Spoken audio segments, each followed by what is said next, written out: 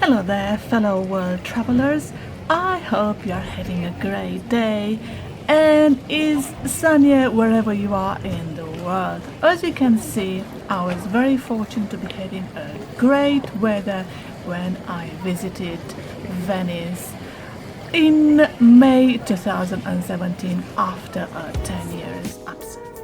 And this clip about San Marco Piazza starts with us coming from the Vaporetto as it took us from the north of the island towards the southern part.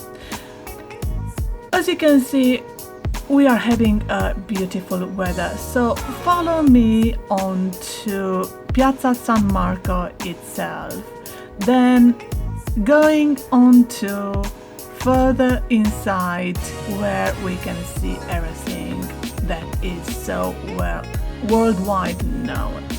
On the right hand side to start we have got the Doge Palace or the Palazzo Ducale, and I provided information about this in a different clip, so check that clip for detailed information. On the left hand side, the tall tower is the bell tower and is another structure where you can take, fortunately, the elevator for 10 levels and you can have great views over the city. Also on the right hand side, right after the Palazzo Ducale, there is Basilica San Marco, and this clip will end up with some great views over the square from the Basilica. And right in front of you, you can see there is the clock tower. These views will be taken into, well, you'll be able to see in more detail everything as I go deeper into the square. And if we are to fast forward a bit,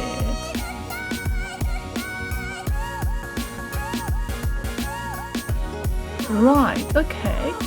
Right now we are looking at the clock tower from inside the square where also Museo Correr is. Well, I visited Museo Correr and Palazzo Ducale and lots of other museums which used to be palazzos, part of the Visit Move.Italia.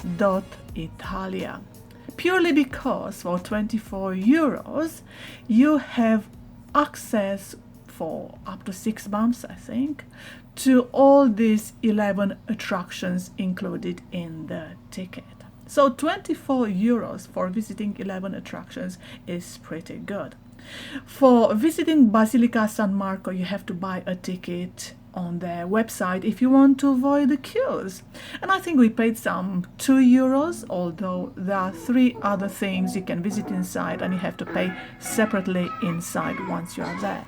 But as I said, these tickets were a great way to avoid the queues. There are hundreds and thousands of photographers, filmmakers, so if you want to avoid this, it's a great way. Let me tell you a bit about Museo Correr. It's 3 museums in one, which means you get access to Museo Correr or Museo Correr.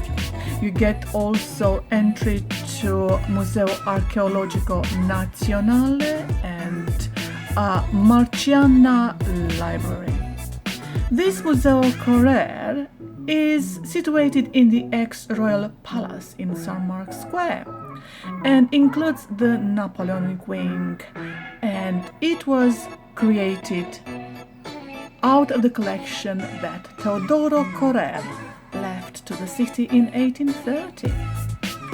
It has neoclassical rooms with important sculptures by Antonio Canova, historical collections about the city's institutions, urban history and daily life. What I also found very interesting is the shoe collection. Well, I remember it from 10 years ago. There are only 3 pairs that are simply amazing. One heel of a pair of shoes is probably 40 centimeters tall, which tells you how short the women were then and how desperate they were to appear as being taller. So it's a great museum to visit. The clock tower, which is located on the right hand side as you look from the Basilica San Marco's balcony, as you can't take pictures inside or film inside the basilica. So the clock tower is one of the most original buildings of Venetian architecture of the early Renaissance.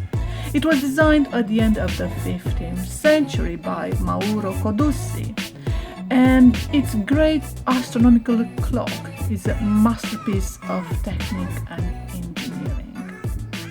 So the tower is in a feature of the image of Venice for over 500 years. Well, that's it. These are the things you can see in Piazza San Marco. The remaining time I'll leave you to watch everything at your own pace. Have a very nice day.